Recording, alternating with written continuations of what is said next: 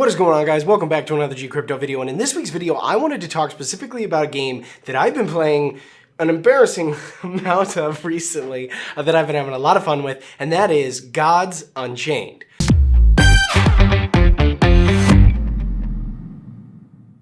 Now, if you haven't heard, Gods Unchained is a card game that you can play. It's based on Immutable X. It is super fun. I've been playing this game a lot because one of the things that I've been looking into, I've been looking into a lot of different NFT games as part of sort of, doing this channel. And this was the first one that I came across that really spoke to me because not only was the opportunity there to sort of earn, but more importantly, the game looked fun. The artwork looked appealing. The lore looked really fun when I read into it. And so I decided to give it a shot, and I'm kind of hooked. So I've been playing a lot of the game, and I wanted to talk about my experience, my first week sort of playing it, getting into it, learning about, the strategy, learning about the cards and how the mechanics of the game work, learning about minting and fusing cards, and just talk about my overall general experience. Now, I'm gonna have some more videos that are coming about this specific game, some more in-depth videos, God's abilities, what the best starter decks are, looking at some of the most desirable features to look for in your cards, lots of different options, lots of different content coming your way about this particular game. So if you enjoy this video, make sure to like, make sure to subscribe, because I am going to be coming out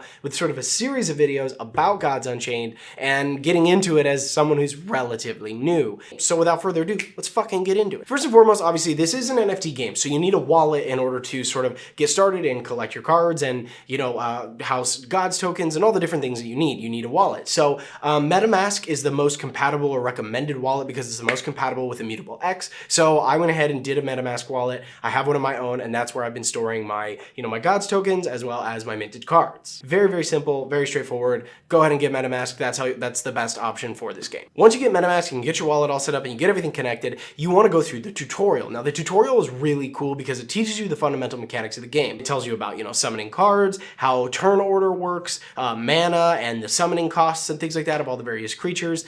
Very intuitive, super cool tutorial, and I really liked it a lot. Now, once you get through the tutorial, you can start playing, and there's two different options. You can either invite someone to play directly, or you can just play in the ranked arena matches. And you can get right into ranked arena by going with the starter decks. Now, the way that decks work in this game is that you have to pick a god that is the patron, or I guess like the theme of the deck. And there's, I believe, 6 different gods. There's light, war, nature, deception, death, and magic. Those are the 6 gods. Each of them, I forget all their names, but each god basically has certain cards that are affiliated with it and certain like themed cards, like light is a lot of like healing and protection based stuff. War is very aggressive and aggro and like, kill. The deception is a lot of like flipping cards around and stealing cards from your opponent and, a lot of like assassin type stuff. Like a ninja.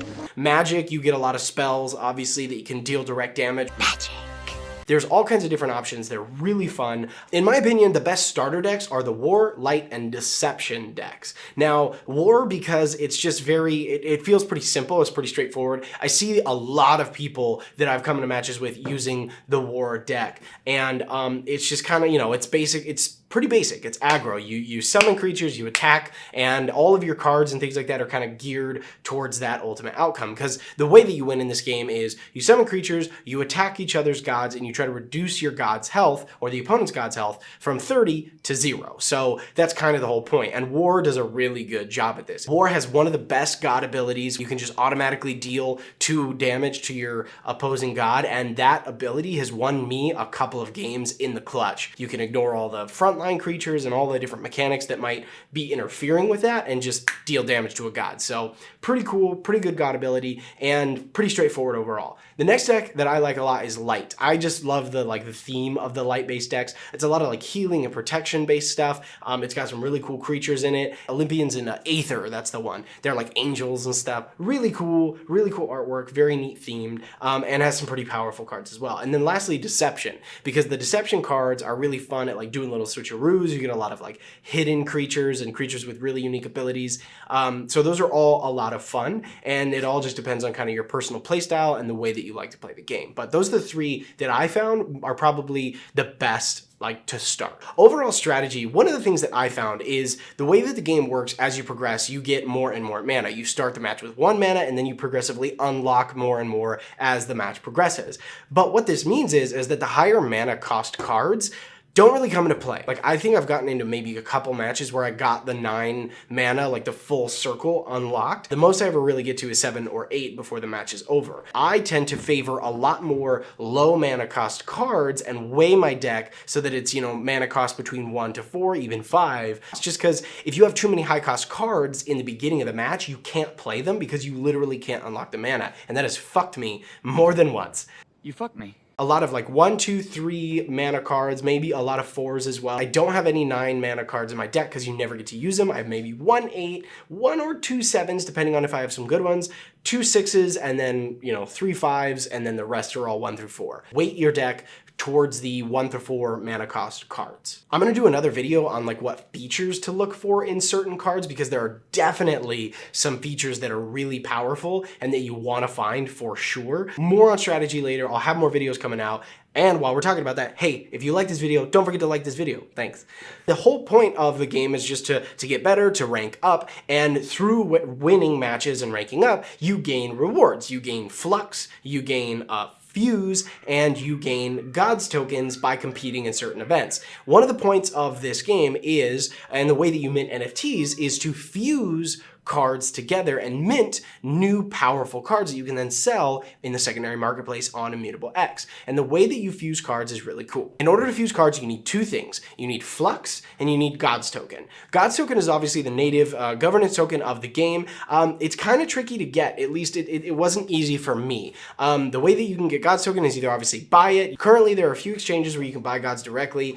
You can buy it on OKEx, FTX, Huobi Global, Bybit, and KuCoin. Those are the exchanges that I've been able to find where you could just buy God's Coin directly, probably using MoonPay with a debit card. The other way is that you can compete in the sort of events that they host, and then you can claim your God's tokens from the Gods Unchained server by basically linking your wallet and making sure that you have met all the qualifications. You don't need a lot of God's tokens. I only had like 2 God's tokens that I got, and I was able to fuse, I think, like 5 or 6 different cards with those 2.02 God's tokens that I had. It was tricky to get, and you have to spend a lot of playtime in order to get gods. So the other thing that you need in order to fuse cards is Flux. Now, Flux you get from winning matches. So, and the best way to win Flux is there's like a Gauntlet of the Gods challenge where basically you have to win a certain number of matches, 3 matches, with each god, each sort of sponsored deck. So you start, and I think you have like 1 or 2 open available to you, and you have to win to unlock more gods. And the more times you win with each specific god, the more flux you unlock from successive victories. If you win a lot, you're going to get a lot of flux. And I've been fortunate, or maybe I'm just good.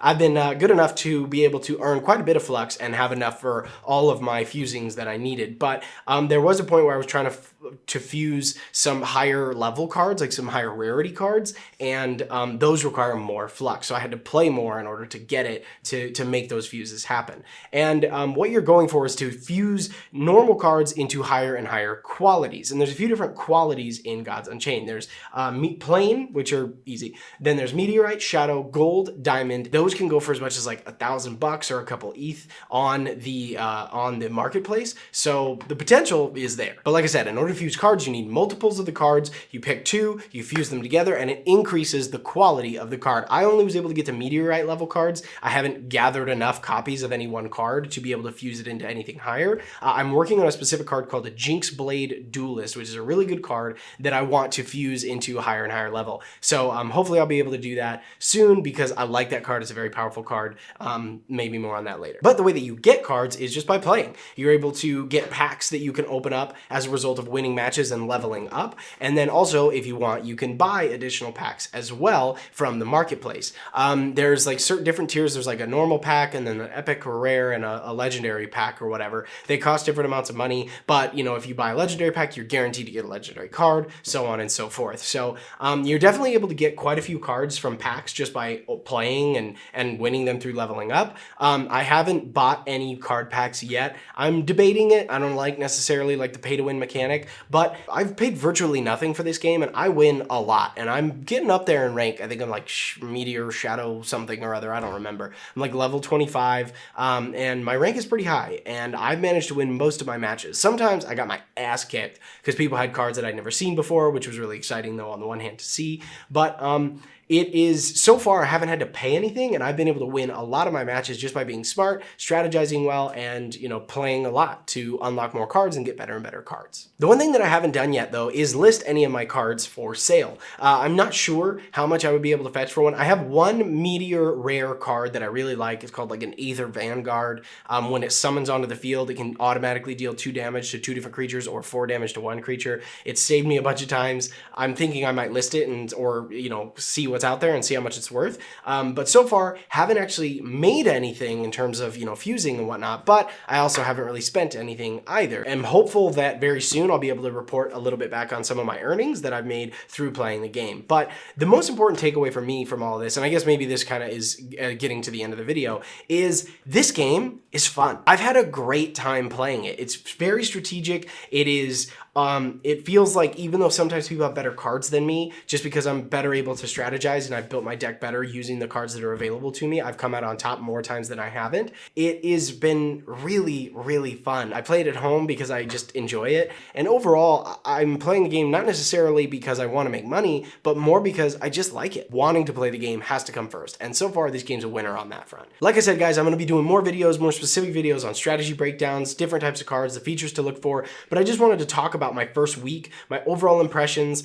This video might have been a little bit scatterbrained and kind of hopefully not too disorganized, but I just wanted to kind of talk to you guys about my experience so far, tell you guys that I've been having a great time, and encourage you guys to try it out if you haven't already. So if you enjoyed this video, again, make sure to like it, make sure to do the thumbs up and subscribe and do all the things, because there will be more content about this specific game coming out very, very soon. So thank you guys so much. Appreciate your support. And as always, game it till you make it. I'll catch you in the next one, guys. Bye-bye.